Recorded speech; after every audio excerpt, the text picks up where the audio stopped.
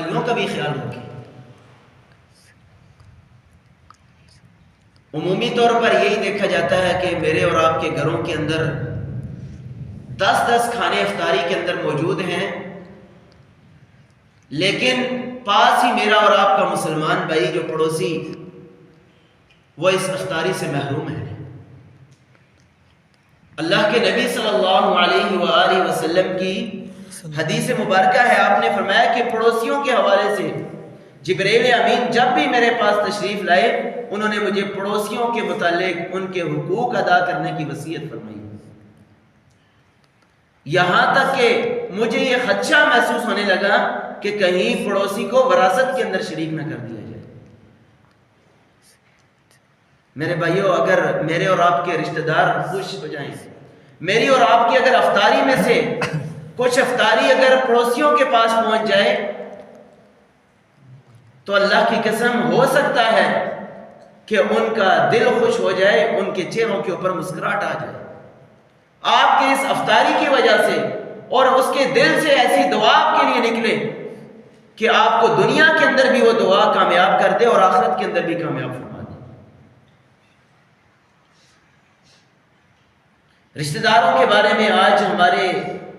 اللہ رب العالمین اپنی کلام پاک کے اندر فرماتے ہیں وَيُطْعِمُونَ الطَّعَامَ عَلَىٰ حُبِّهِ کہ اہل ایمان قیامت والے دن جنت کے اندر وہ اس وجہ سے داخل ہوں گے، ان کی صفات یہ ہوگی کہ وَيُطْعِمُونَ الطَّعَامَ عَلَىٰ حُبِّهِ وہ لوگوں کو کھانا کھلانے والے تھے دنیا کے اندر اللہ تعالیٰ کی رضا کی خاطر،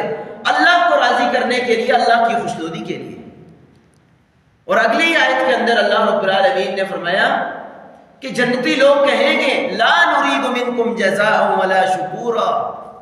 ہم دنیا کے اندر جو لوگوں کو کھانا کھلایا کرتے تھے ہم اس وجہ سے نہیں کہ اگر کوئی ہمارا شکریہ ادا کرے، کسی جزا اور سزا کے لیے نہیں، کسی جزا اور شکریہ کے لیے نہیں، اپنی رسپیکٹ بڑھانے کے لیے نہیں، بلکہ اللہ کی رضا کی خاطر ہم دنیا کے اندر لوگوں کو کھانا کھلایا کرتے تھے۔ آج اللہ نے ہمیں جنت کا وارث بنا دیا، اور اللہ کے نبی صلی اللہ علیہ وسلم نے فرمایا آج دنیا کے حوالے سے میری اور آپ کی اس دنیا کمانے کی خاطر، رزق کی خاطر میں اور آپ اتنے تنگ اور پریشانیوں کے اندر ہیں، لیکن اس کے رزق کے دروازے کھولنے کے لیے جو اصول اسلام نے بتلائے ہیں ان کی طرف میں اور آپ آنے کے لیے تیار نہیں۔ اللہ کے نبی صلی اللہ علیہ وسلم نے فرمایا کہ من احب ان یبسط له فی رزقہ، جو انسان یہ چاہتا ہے کہ اس کے رزق کے اندر